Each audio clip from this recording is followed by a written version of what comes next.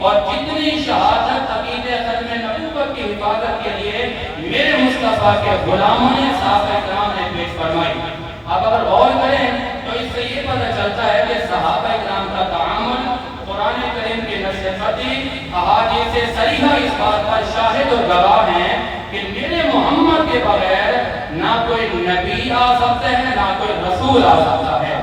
اب اس بات کو تھوڑا آسان انداز میں بیان کر دوں کیونکہ علماء کا مجمع ہو، فضلاء کا مجمع ہو، وہاں پر خطیبانہ انداز نہیں ہوتا، وہاں پر یا تو سبق ہوتا ہے یا پھر درس ہوتا ہے یا پھر اپنا معلومات پیش کرنی ہوتی ہے۔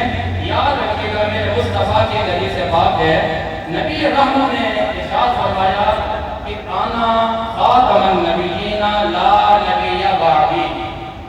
یہ روایت بھی بخاری کے اندر موجود ہے، مسلم کے اندر موجود ہے، ترمذی شریف کی حدیث نمبر ہے 2218، 2219 اور ابو داؤد کی حدیث نمبر ہے 3333 اور اسی طرح 3952 اور یہ روایت ابن ماجہ کے علاوہ نسائی شریف کے اندر بھی موجود ہے۔ میرے پیارے نبی امام الانبیاء نبی پاک علیہ السلام نے کیا فرمایا؟ یہ حدیث منقطع کے نام سے مشہور ہے کہ جناب حضرت علی شیر خدا موجود ہیں تو میرے مصطفیٰ ان کے مقام کو بیان فرما رہے ہیں، لیکن حدیث کا جملہ یہ ہے، آپ نے فرمایا کہ میں آخری نبی ہوں، میرے بعد کوئی نبی نہیں ہے، میرے بعد کوئی نبی نہیں ہے۔ یہاں پر طلباء کہتے ہیں آپ نے نحو کی بنیادی کتابیں پڑھی ہوں گی، بنیادی کتابوں کے اندر آپ نحویر لے لیں، ہدایۃ النحو لے لیں، شرح تعامل لے لیں، الکافیہ لے لیں، شرح جامی لے لیں، ان کتابوں کے اندر تو آپ نے پڑھا ہے کہ لا نفی جنس کا کیا امر ہوتا ہے، وَإِمَّا لا لنفی جنسی، برا جو لا نفی جنس کا ہوتا ہے اس کا عمل یہ ہوتا ہے کہ وہ مجموعی طور پر مکمل طور پر اس جنس کی نفی کرتا ہے صراحتاً اور وضاحتاً۔ اب یہاں پر یہ بات سمجھیے کہ آپ نے جب پڑھا تھا ایک مثال پڑھتے کہ لا رجل فی الدار، لا یہ حرف جنس ہے اور یہ نفی جنس کے لیے آیا ہے، یہ حرف نفی ہے، اس کے بعد ہے رجل فی الدار، تو رجل آپ کو بتاتے ہیں ہم اس کا اسم اور اس کا قانون ہے، ضابطہ ہے، اصول ہے کہ لا نفی جنس اپنے اسم کی جنس کی نفی کرتا ہے وضاحتاً اور صراحتاً۔ اچھا یہ اصول ذہن میں رکھا ہے، ہم مثال پڑھتے ہیں کہ لا رجل فی الدار کہ گھر میں کوئی مرد نہیں ہے، تو کیا مطلب ہے کہ زید نہیں ہے، امر وقت موجود ہوگا؟ نہیں ایسا نہیں، بلکہ اس لا نفی جنس نے اگر بتایا ہے کہ گھر میں کوئی بھی مرد موجود نہیں ہے، اور اسی طرح کہتے ہیں لا شک فی ذالک کہ اس میں کوئی شک نہیں ہے، تو جب شک کی بات کی گئی، شک کی نفی کی گئی، تو اس کا مطلب یہ ہے کہ اس میں کسی طرح کا کوئی شک نہیں ہے۔ اب میں آسان کر دیتا ہوں، ہم کلمہ پڑھتے ہیں لا الہ الا اللہ محمد رسول اللہ، تو لا نفی جنس کا آ کر اس بات کی شہادت اور گواہی دے رہا ہے کہ اللہ کے سوا کوئی معبود برحق نہیں ہے۔ یا رسول اللہ آپ کے فرمان کا مطلب کیا ہے؟ تو فرمایا لا نبی بعدی، اب کوئی بدبخت یہاں سے تعبیرات نکالے نہیں کہ وہ تو ذلی نبی ہے، بروزی نبی ہے، تشریعی نبی ہے، غیر تشریعی نبی ہے۔ اب یہاں پر اصول سمجھیے، جب آپ نے پڑھا لا نبی کا بعدی تو لا نفی جنس کے لیے آتا ہے، اس کا عمل یہ ہوتا ہے کہ یہ اپنے اسم کے جنس کی مکمل طور پر کلی طور پر نفی کرتا ہے۔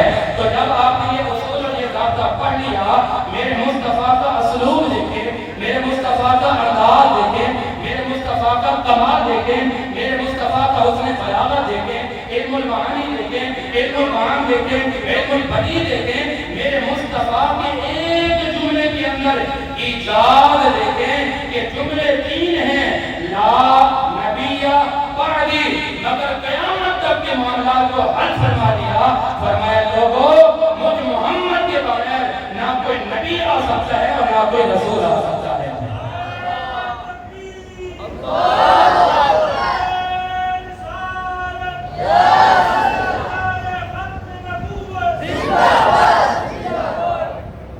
اچھا اس سے اوپر درجے کی جگہ ہے نا انہا الوافی، اس کی جلد ہے اور صفحہ نمبر 623۔ اچھا مکتبہ قاہرہ، اس کے علاوہ الشرح التصریح کتاب کا نام ہے، اس کی جلد ہے کہ صفحہ نمبر 235 ہے، اور اس کے علاوہ المقتضب الکتاب یہ امام سیبوی کی کتاب ہے، اور اس کے علاوہ شرح جامی سے اوپر درجے کی کتابیں میں بتا رہا ہوں، ان تمام کتب نام کے اندر یہ بات لکھی گئی ہے کہ جو لا ہے نا، لا نفی جنس، یہ صراحتاً وضاحتاً کلی طور پر مکمل جنس کی نفی کرتا ہے۔ یہ بات تو وہ تھی نا کہ جو میں نے آپ کو کہا کہ یہ علم نحو کے اعتبار سے ہے، اب آج ذرا علم البیان، علم البدیع، علم المعانی، منطق، فلسفہ، آپ کی حکمت اور علم الکلام کی روح سے سوال پیدا ہوتا ہے کہ کیا عقلی طور پر، وقوعی طور پر، امکانی طور پر ایک نبی کے بعد کوئی اور نبی آ سکتا ہے؟ اس نبی کے بعد آپ جواب دو طرح کا ہوگا، جواب کے دو سطح ہیں، نمبر ایک عقلی جواب اور نمبر دو شرعی جواب۔ عقل کو کوئی اختیار نہیں کہ عقل فیصلے کرے شریعت کے، لیکن ہم شریعت سے پوچھیں گے علم الکلام کی روح سے کہ اے شریعت ذرا یہ تو بتاؤ کیا محمد کے بغیر کسی نبی کا تصور ممکن ہے؟ تو قرآن نے، نص قطعی نے، احادیث صحیحہ نے کیا بتایا سنیے گا۔ امام الانبیاء نبی پاک علیہ الصلوۃ والسلام کے دیوانوں ذرا توجہ فرمائیے، اللہ کریم نے جب ختم نبوت کو بیان کیا، اللہ نے جب اپنے مصطفیٰ کی عظمت کو بیان فرمایا، اللہ نے جب میرے مصطفیٰ کی رسالت کو بیان فرمایا، فرمایا ما کان محمد ابا احد من رجالکم، میرے محمد تم میں سے کسی مرد کے باپ نہیں ہیں۔ اے اللہ ان کا مقام کیا ہے، اے اللہ ان کا شان کیا ہے،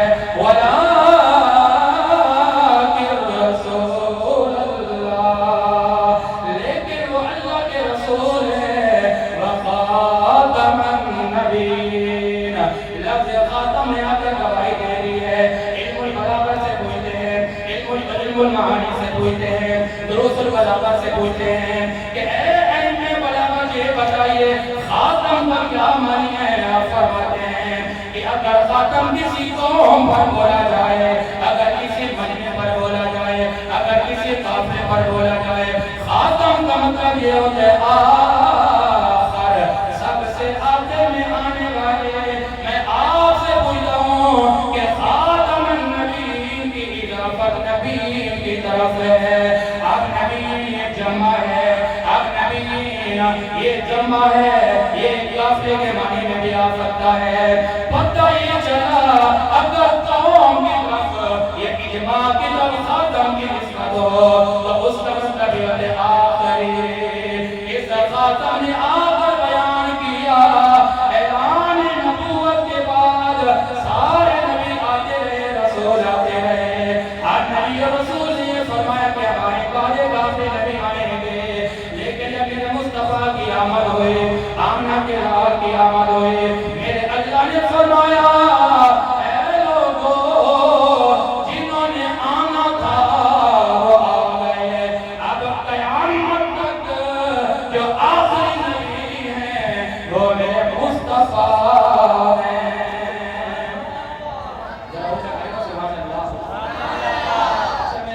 تھوڑا سا آپ کے رنگ کے مطابق بھی بات کر رہا ہوں، جب کہا کہ نبی اکرم جیسا کوئی نہیں ہے تو پھر کہا کوئی مثل مصطفیٰ کا کبھی تھا نہ ہے نہ ہوگا،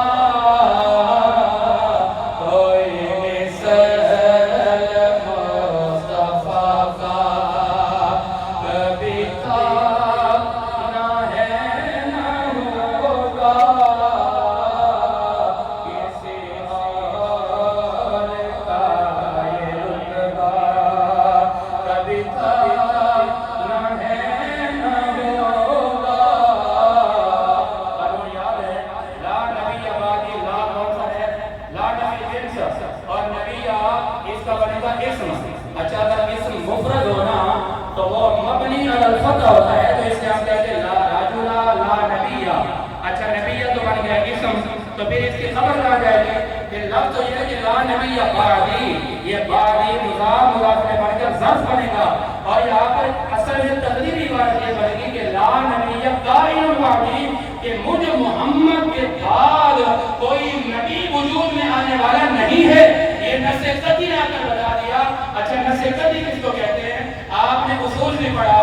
آپ بنیادی طور پر اصول شاشی، نور الانوار، حسامی، توضیح تحریر، اصول بدلی تک یہ 5 کتابوں کے حوالے سے آپ کر رہا ہوں. ان ساری کتب کے اندر یہ لکھا گیا ہے کہ نص کے مقابلے میں نہ کسی تعویل کی کوئی ویلیو رہتی ہے، نہ قیاس کی ویلیو رہتی ہے. اب اگر کوئی بڑھ وقت تعویلات کرے، وہ جی خاتم النبیین کا معنی انگوٹھی ہے، خاتم النبیین کا معنی ہے جی زینت، تو میں مختصر کر رہا ہوں یہ نص قطعی ہے. نص کے مقابلے میں کسی بدبختی کوئی تعویل کام نہیں آئے گی، بلکہ جہاں نص قطعی آئے گا اس نص قطعی پر عمل کرنا فرض اور واجب ہو جائے گا.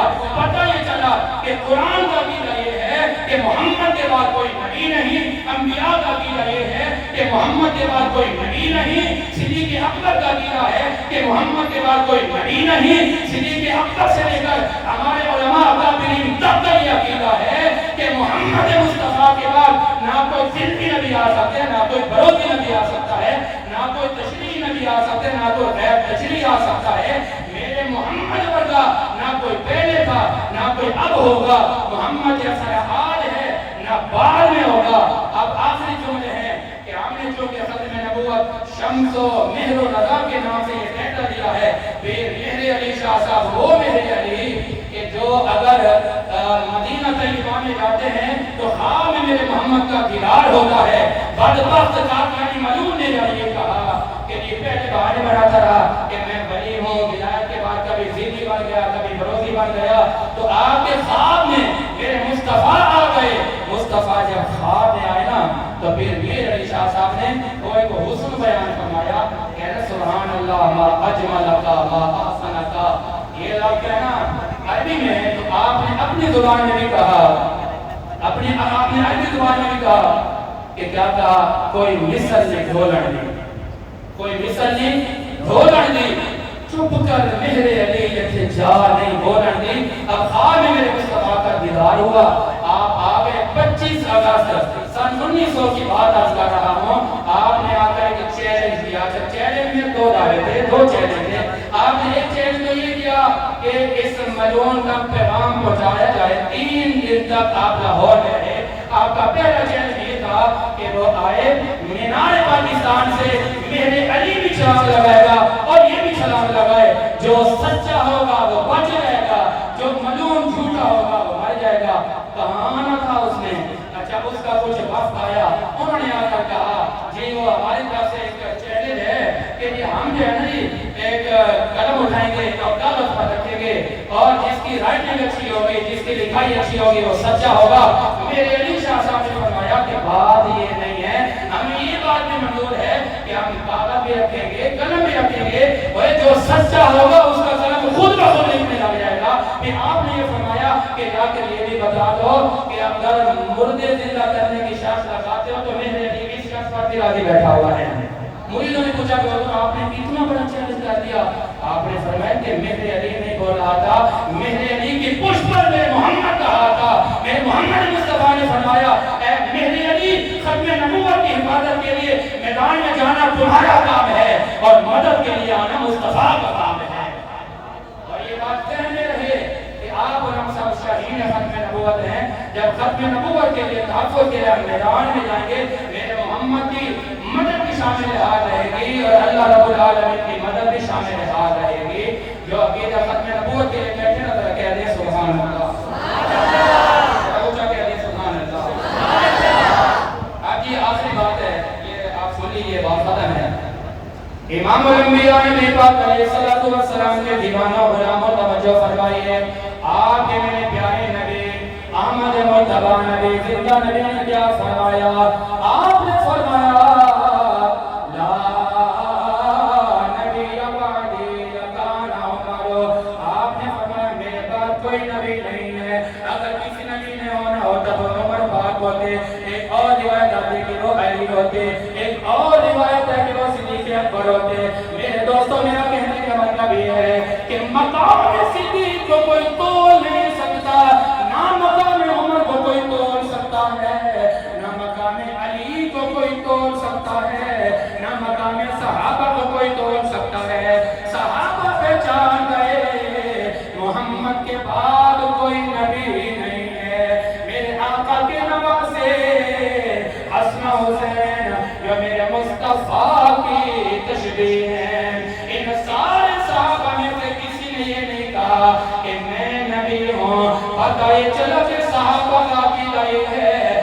محمد کے بعد کوئی نبی